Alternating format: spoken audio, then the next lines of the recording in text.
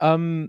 Just before we start, thank you so much for having me, Colin, John, and everyone from Silicon Brighton and all the crew. It's great to be here in Brighton. I'm not from here, so it's nice to come down and see everyone and see the community down here. So yeah, my talk's deciding what to build and when it needs to change. So firstly, who am I? Why should you listen to me? Why should you not go to sleep? Basically, I'm Matt. I'm an AWS community builder, also in the serverless category. I publish a blog on like loads of stuff to do with serverless.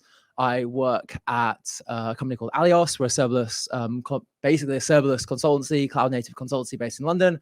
I run the Serverless London meetup. And we also do a bunch of stuff with generative AI, run Gen AI Days, which is like a global conference with, we do like London, Paris, New York, and yeah, with a bunch of meetups like that. So yeah, I work at a cloud native consultancy. We're a mix of like huge enterprises. So we have like some of the biggest companies in Europe, and we have like tiny startups, like literally like first week out the door, got a bunch of funding and they come to us. We do a lot of time embedded in their teams. We see lots of interesting tech. And this talk is kind of about some of the problems that I've seen over the last year. And so a lot of this is going to be anonymized, but maybe you can guess who some of it is. I'm not going to tell you if you're right, though, unfortunately. Yeah, so this talk's kind of about some of those problems that we've seen.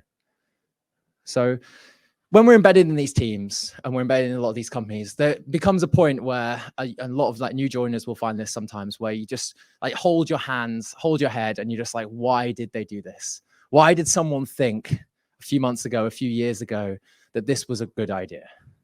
Like, why? And now they've left. Maybe they've retired. Maybe they're like not there anymore. Maybe they are there and they're actually your boss and they're shouting you to do what they should have done better. And we all have these problems. And we see this a lot of the time when we come into companies from an outside point of view. We have like none of that bias. we have none of the rose tinted glasses of we did this way because of this. Well, you can look at things a bit more objectively. And we see that a lot of these issues come from abstraction or from domains. So we have a bit of a serverless bias, so we talk about domains, but we're going to talk about abstraction first. So engineers love abstraction. We love abstraction because we don't have to write code more than like once, which is great. You do things once, you can do things 1,000 times. It's like honestly brilliant. We don't want boilerplate. We don't want all this stuff. So we like build all these lovely layers. If you're a Java engineer around here, you'll absolutely love these layers. They can go like, yeah, super, super deep. But then you get to a point where debugging becomes very, very difficult. There's like something broken like 4 layers deep, and documentation might be quite difficult. Testing is quite difficult. Nothing exists. Maybe you've created all this overhead for yourself that now you can't maintain as a company. And so I think when you're talking about abstraction, you should really like think, are we going to have the necessary resources 1 month, 2 months, 5 months, 5 years down the line to maintain this architecture, maintain this abstraction layer? Or would it be better just to write it out again? Or could we just write the docs the first time? So we're going to talk a little bit about AWS CDKs, AWS Meetup, and we use a lot of CDK. So for anyone, just show of hands on the room, who's used AWS CDK to deploy resources? Okay, a few. So it doesn't matter, we'll talk about what it is. But a lot of the examples are based off AWS CDK, so we'll explain them. So AWS CDK is open source. It's the cloud development kit from AWS. It's basically infrastructure as code. So it's like Terraform. It's like Pulumi. I don't know how you say that word name. It's like AWS SAM. It's a bunch of other stuff, except you can use your favorite programming language. So AWS CDK uses this thing called Jessie, which not that many people have heard of, but it's really, really cool. It allows AWS to write, or it's actually open source, so it allows the community to write infrastructure in JavaScript and have these cross-compiled to, it's object-oriented, to Python, Go, .NET, and Java all at once, which is kind of cool. Oh, hello. Oh, nice.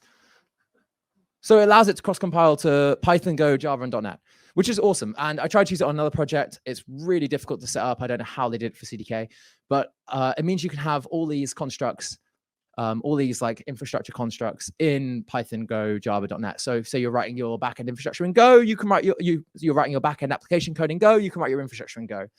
It's super nice. So, but the main point for me is you can finally ditch YAML. Yeah, yay. I don't want to write a string and just hope my string was the same as the string that someone else wrote like a year ago. Like that just seems silly. Like I want type checking on all my infrastructure as I have it on application code. And like, why not? Like we can do this now, so why not? So AWS CDK is awesome because you can do this. You can write your infrastructure in all these languages. And yeah, you can use real code to write your infrastructure. You can have loops. You can do like all the native stuff you would do with JavaScript as object-oriented, but you can do it. Yeah, you can do it in every language, which is just nice. So, but sometimes people take these things and they do funny things with it. They've seen the idea behind AWS CDK. Someone's told them, oh, it'd be a great idea to use this. So they've tried to use it and they've come across a little thing that might derail them. So this is actually a case study from a client, client A.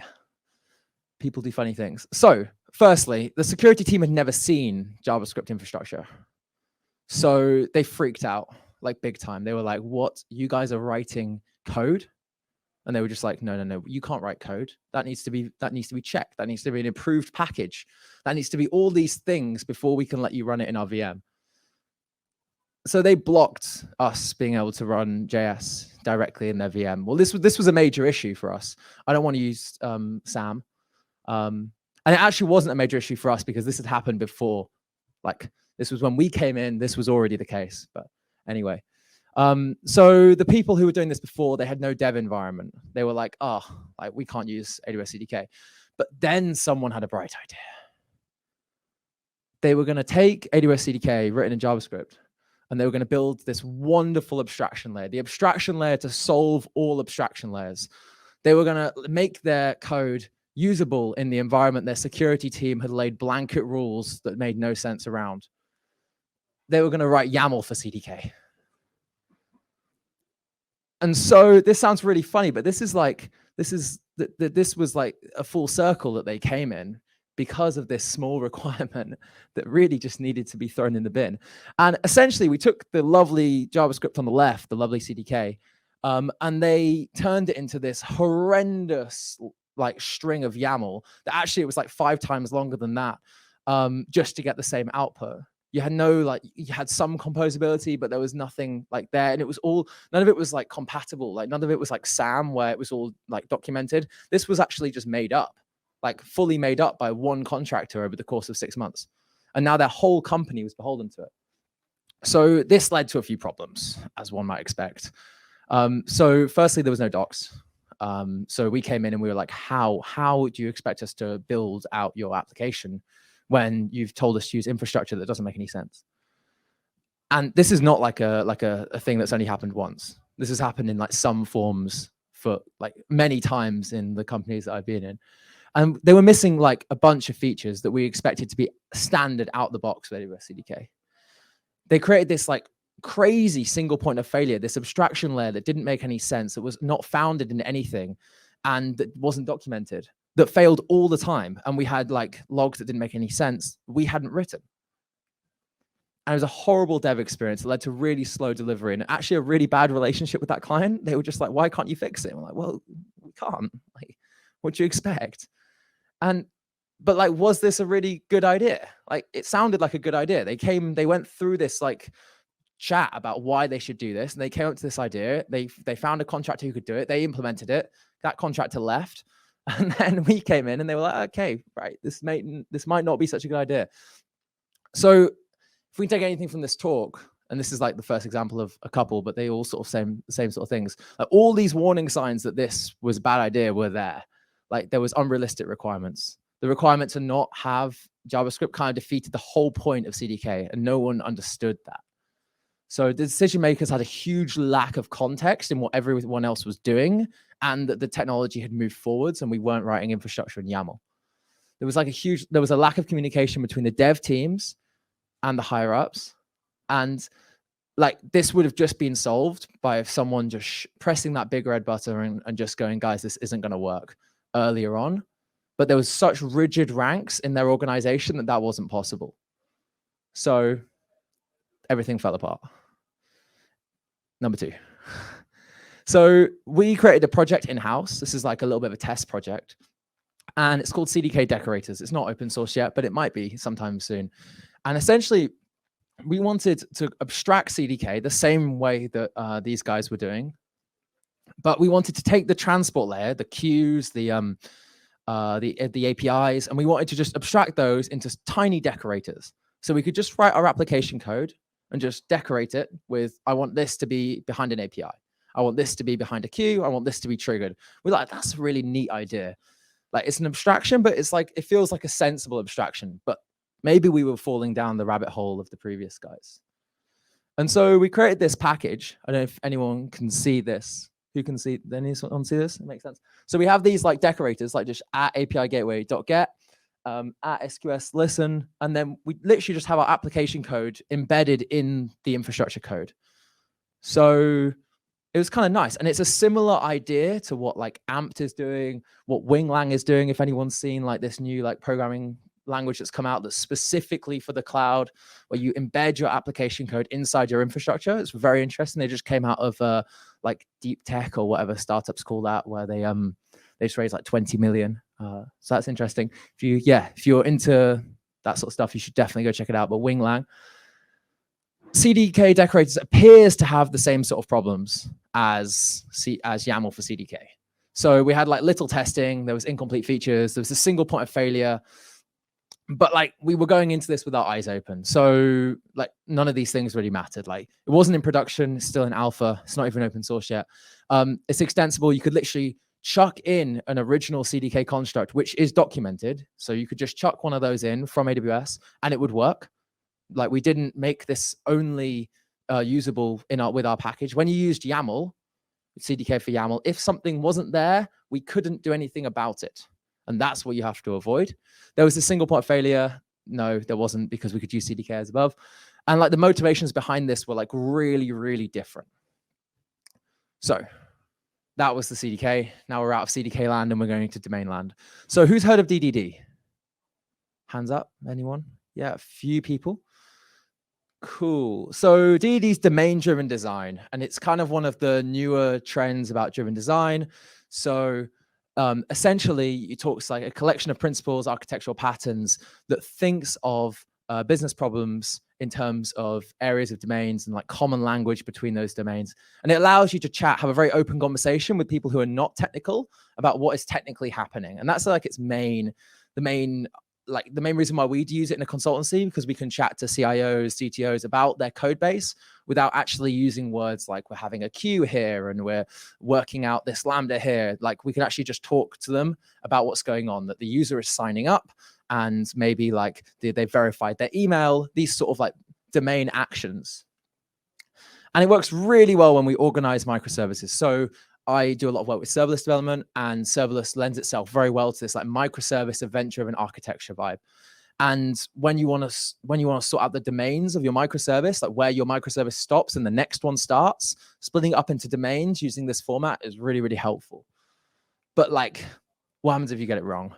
You've created these bounded contexts. So this is another example. We had a client. They had this like user bounded context, the company bounded context, and there was a bunch of data models that were going on between.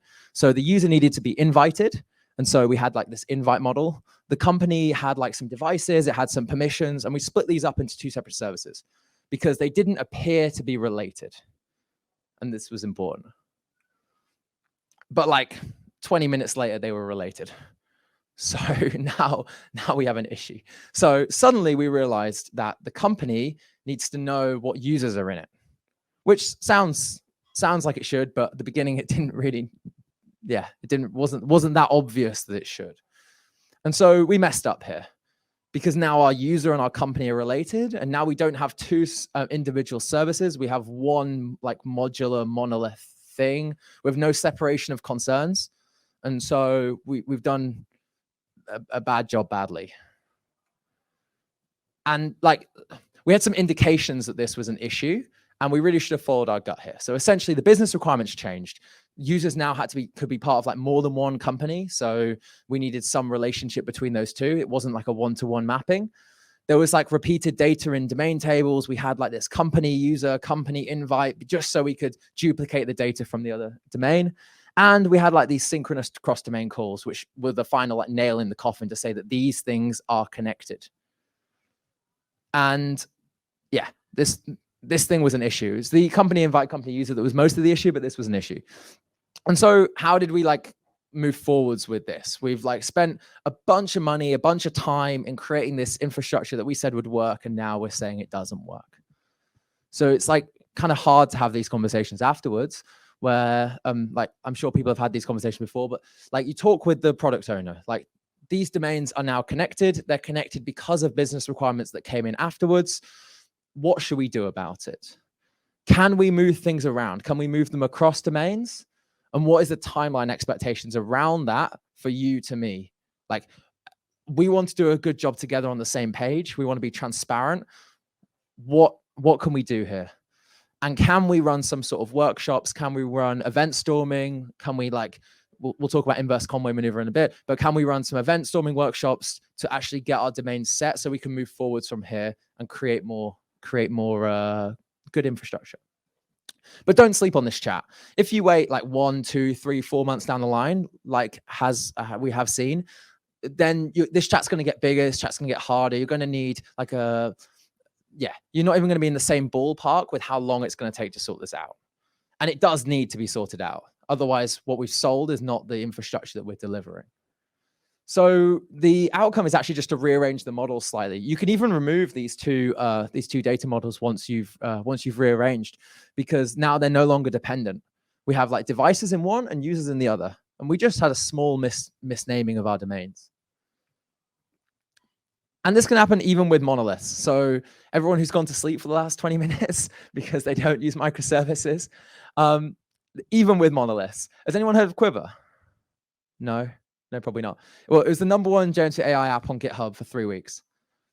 No, still no one's heard of Quiver. Okay, basically you get like a second brain, and you can query that brain with natural language. It's quite cool. I was part of the core team for a bit, which was really, really sick. We've got 22,000 stars on GitHub, and it was trending for ages. Definitely would recommend you go and have a look at it, but I would say that. And it was like a really, really fast growing monolith. So the person who built it didn't have a clue about backend design. They were purely a DevOps engineer. They knew a lot about Terraform. And they were like, right, we're going to build this backend and it's going to be great. And they just listed out a bunch of APIs and had these huge like functions for each API. And every API call had a direct call to our database. Like there was no ORM, there was no repository structure, there was no way of abstracting out database calls. We were using Supabase. It's great to get started.